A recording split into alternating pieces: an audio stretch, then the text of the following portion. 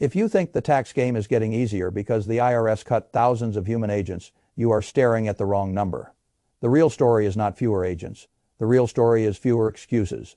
For most of my life, people imagined an audit as a sleepy government employee, buried in paper, too overworked to notice the little things, a deduction stretched here, a side payment ignored there, a crypto gain conveniently forgotten, a vehicle written off as if it were a forklift, when it was really a luxury toy with leather seats and a grocery bag in the back.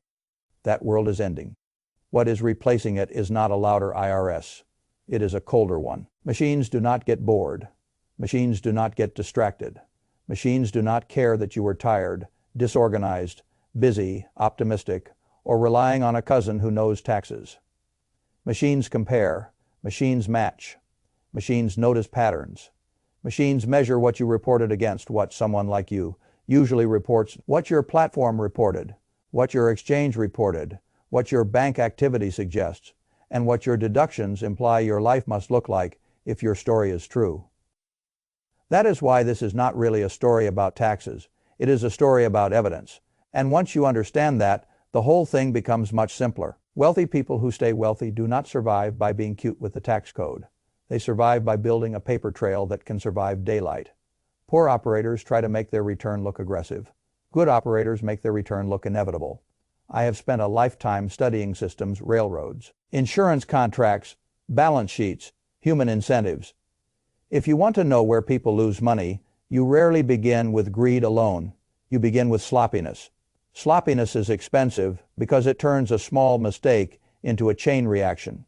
First you take the wrong deduction, then you lack the records, then you improvise the explanation, then the explanation changes, then the fine is larger than the tax you hope to avoid. Then your attention, your time, your credibility, and sometimes your entire business get dragged into a fight you never needed to start. Most people think an audit is punishment for cheating. Very often it is punishment for pretending that organization is optional. That is the real shift. The tax return has become a behavioral fingerprint. It tells the system what kind of operator you are. And once you see it that way, you stop asking the childish question, how much can I get away with? You start asking the adult question, can I prove this with clean records, consistent logic, and a story that does not wobble under pressure? That difference will decide who keeps compounding and who starts writing checks backward. I want to walk you through the 5 mechanisms that matter, because once you see them, you will never look at taxes the same way again. The first mechanism is what I call the mismatch machine. Most people do not get in trouble because one number is large. They get in trouble because 2 numbers disagree. A tax authority does not need to know everything about you to find weakness. It only needs to know that your pieces do not fit. Your return says one thing, your payment platform says another. Your crypto exchange says a third thing. Your deduction profile says you live and work in a way your income level does not support. A side hustle deposit lands in the same account where your roommate sent. A luxury vehicle is written off as business equipment, while your mileage record looks like a fairy tale. A home office consumes a suspicious share of a 1-bedroom apartment that somehow also houses family dinners, television, and daily life. The machine does not start by accusing you, it starts by noticing friction. That is what people miss. The modern crackdown is not built on outrage, it is built on anomaly detection. If you understand that phrase, you understand the century we are entering. In every field, not just taxes, the winners will be the people whose systems generate fewer contradictions. When I was younger, I learned something simple about accounting. Bad businesses can hide behind stories for a while, but the numbers eventually begin to quarrel with each other. Margins stop matching inventory. Growth stops matching cash. Debt stops matching earnings. In the same way, bad tax habits produce internal arguments. The return begins telling a story that the rest of your life cannot support. Once that happens, you are no longer relying on the strength of your case. You are relying on the weakness of enforcement. That is a miserable business model. The second mechanism is what I call the deduction fantasy. Deductions make people emotional because they feel like free money. They are not free money. They are conditional money. The government is not giving you a gift. It is allowing you to reduce taxable income if and only if your records and your behavior justify the claim. That distinction is everything. Take the home office issue. People hear that home office expenses can be deducted and immediately start coloring outside the lines. They work for a few hours at a kitchen table and suddenly decide a giant slice of the apartment is a business expense. That is not tax planning. That is wishful painting. A real home office is not a vibe. It is a dedicated business use backed by measurements, photos, and consistency. The same thing happens with vehicles. A heavy vehicle deduction sounds intoxicating because the number is large. Large numbers attract people who have not yet learned that the size of a deduction and the quality of a deduction are not the same thing. You can buy a six-figure vehicle, finance most of it, and feel clever because someone on the internet told you the tax code will pay for it. But the tax code is not a sugar daddy. If that vehicle is partly personal, the deduction is partly personal nonsense. If you claim 100% business use while using it for groceries, school runs, vacations, and vanity, the problem is not only that you stretched the rule, the problem is that you created a number too aggressive to defend. The rich people who keep their fortunes are not normally the ones screaming the loudest about write-offs. They are the ones who understand that every deduction is a future question mark unless it is paired with evidence. The deduction is never the asset by itself. The asset is the file behind the deduction. That is a very Buffett way to think. By the way, I have never liked owning things that only work when nobody asks hard questions. The best assets become more valuable when scrutiny increases. The same should be true of your tax return. If someone opens the drawer and asks to see the logic should get stronger, not weaker. That is why the foolish operator asks, "Can I deduct this?" The serious operator asks, "Can I defend this 3 years from now on a day when I am busy, annoyed, and no longer remember half of what I did?" Those are very different minds. The third mechanism is what I call the dirty funnel. This is where side hustles, casual selling, payment apps, peer-to-peer transfers, and small business revenue turn into a tax disaster. Not because the money is large, but because the channels are muddy. Whenever business income and personal life run through the same pipes, confusion multiplies. A payment for services lands next to a birthday gift. A customer reimburses materials on the same platform where a friend pays for concert tickets. A resale transaction sits next to rent splitting. A handyman side job blends into ordinary transfers. Then, months later, someone tries to reconstruct reality from a phone full of vague labels and a bank statement full of mixed intentions. That is how little fires become large fires. The great danger of the side hustle era is that millions of people are now running miniature businesses with no business operating system. They have revenue, but no structure. Activity, but no ledger. Ambition, but no segregation. They think the real threshold is when a platform sends a form. It is not. The form is only a reporting threshold for that platform. The tax obligation begins when the income exists. That is why so many people are walking into trouble smiling.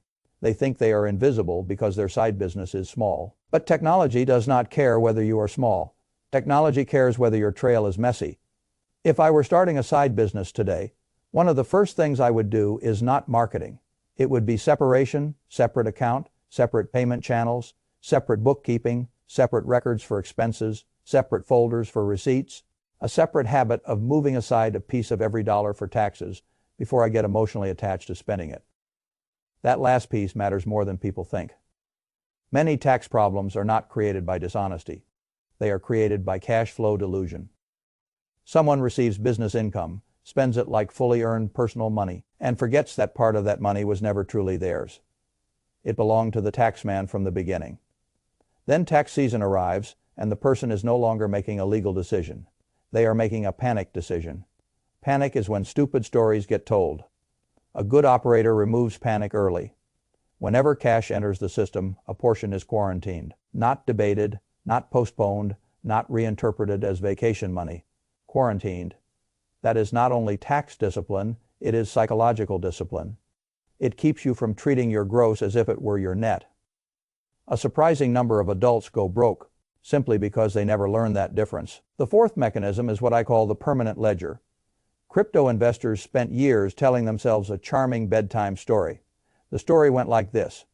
Digital assets are new, decentralized, complicated, borderless, and therefore probably too confusing for the government to track.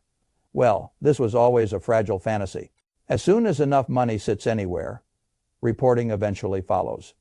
That is one of the oldest laws in finance. The market may innovate faster than regulators. It does not stay ahead forever. Now the ledger is tightening, exchanges report more, transaction trails matter more. The days when a person could casually buy, sell, trade, convert, and then shrug at tax time are fading. But there is a deeper lesson here that goes beyond crypto. People confuse transparency with simplicity. They think if the government can see the number, then surely it must calculate the obligation for them. That is not how the game works. In many cases, the state can know you moved money without doing the intellectual labor of preparing your story correctly. It expects you to do that work. If your filing does not match the data orbiting around you, the mismatch machine goes back to work. You should notice the pattern by now. It always comes back to one thing. Your life is being translated into records, and records are merciless toward lazy narratives. I have no quarrel with people owning crypto, building businesses, or trying new things, but I do have a quarrel with the habit of entering a complicated arena without a record-keeping discipline equal to the complexity of the arena. Complexity without documentation is not entrepreneurship. It is gambling against memory. Memory always loses.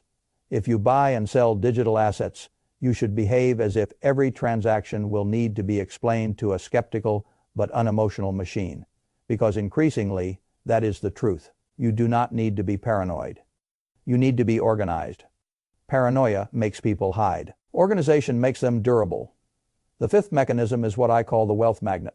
The closer you move toward real money, the less the tax system treats you like background noise. There is a romantic delusion in America that once you become wealthier, everything gets easier. Some things do. You have more options, you can hire better advisors, you can build sturdier entities, you can move from improvisation to architecture. But the moment your income rises, your visibility rises with it. The bigger you get, the more expensive amateurism becomes. That is why I have always laughed when people try to save pennies on serious advice while making decisions that can cost them tens or hundreds of thousands. Cheap advice has a way of becoming the most expensive line item in the room. As your wealth grows, the tax return becomes less like a household chore and more like a capital allocation document. It reflects your business structure, your investment activity, your planning assumptions, your entity choices, your timing, your documentation, your internal controls, and above all, your seriousness. If you are earning more, transacting more, owning more, and still handling taxes with the same level of care you used when life was simple, you are building a mansion on a garden shed foundation. Sooner or later, the foundation introduces itself. This is where good accountants earn their keep. Not because they have magic dust, not because they can erase reality. They are valuable because they impose structure before the pain arrives. They understand how the forms talk to each other. They understand where your behavior creates audit heat.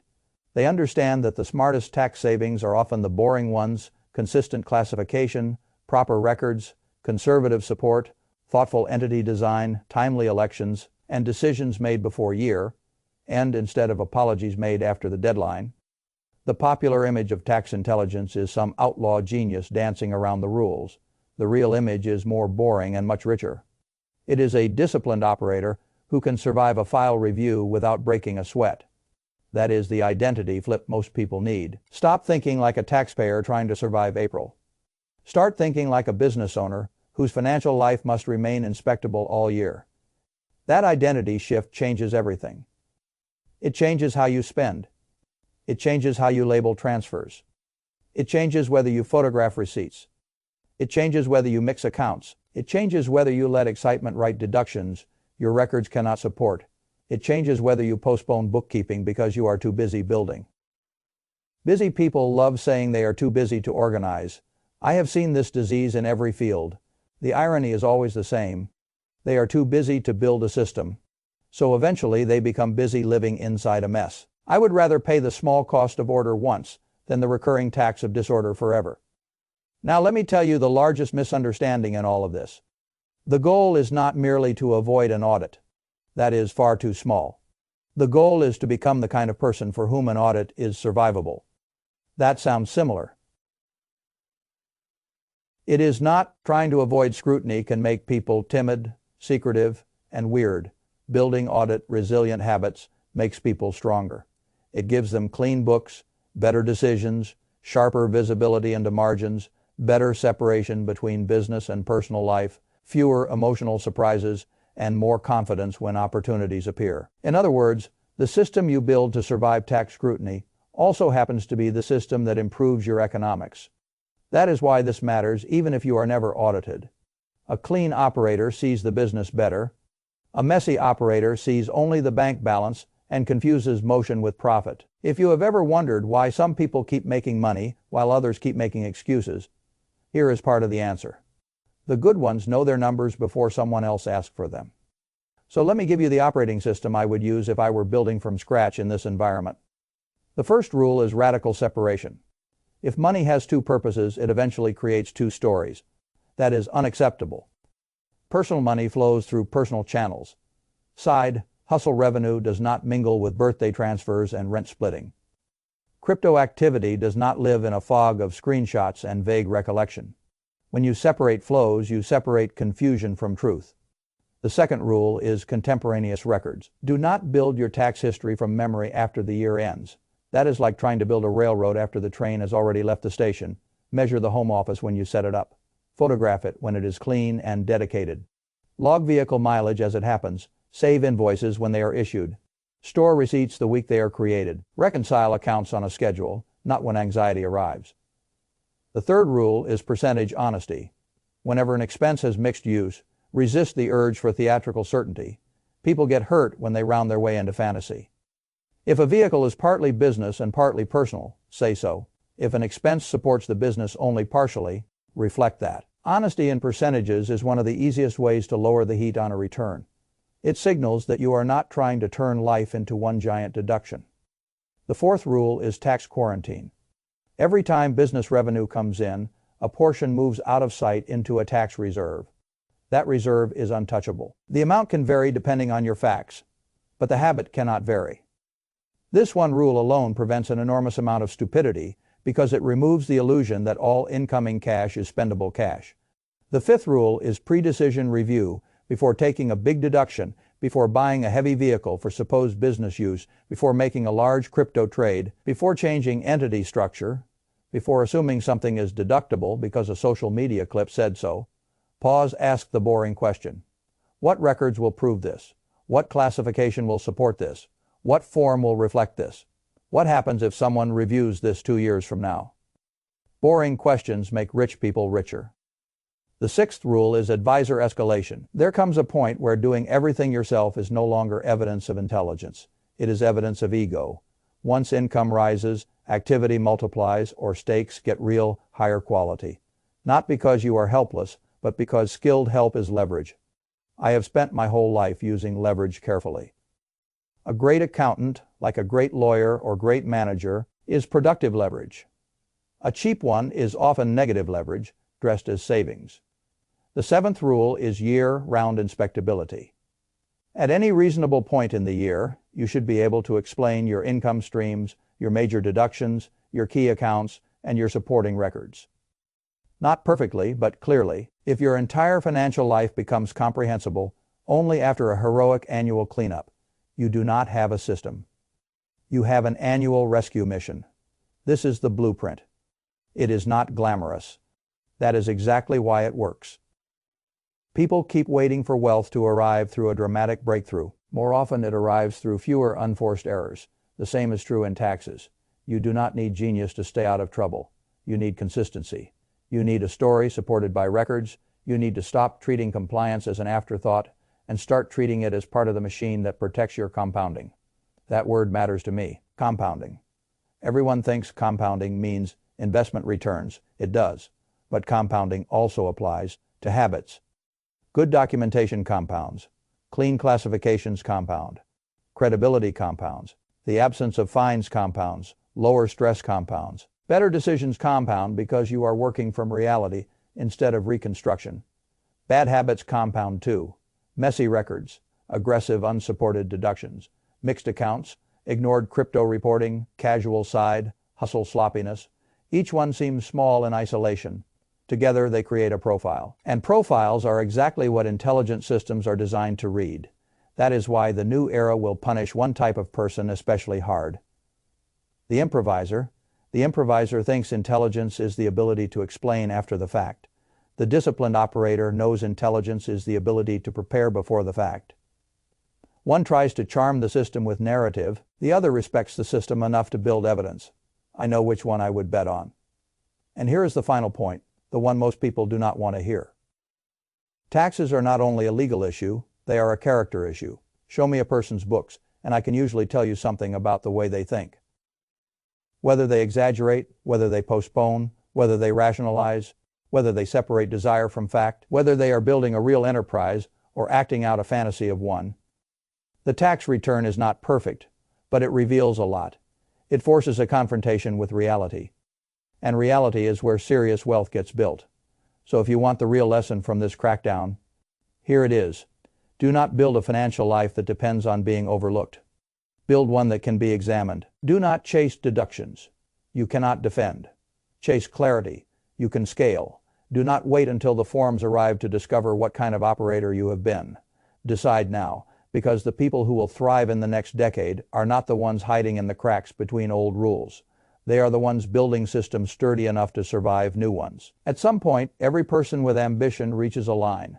On one side of the line is the amateur mindset, mixed accounts, loose explanations, vague records, optimism standing in for proof, a life that looks fine from far away and dangerous up close. On the other side is the professional mindset, separate channels, documented decisions, measured claims, conservative confidence, a life that may look slightly boring from the outside and very strong from the inside. That is the contract. You can keep treating taxes like an annual nuisance and hope the machine never slows down long enough to notice your contradictions. Or you can start running your financial life like a serious capital allocator. Build the evidence before the questions arrive and become the kind of person who does not fear scrutiny, because scrutiny only confirms what was already true. In my experience, that second path does more than keep you out of trouble. It changes who you become, and that may be the highest return in the whole system.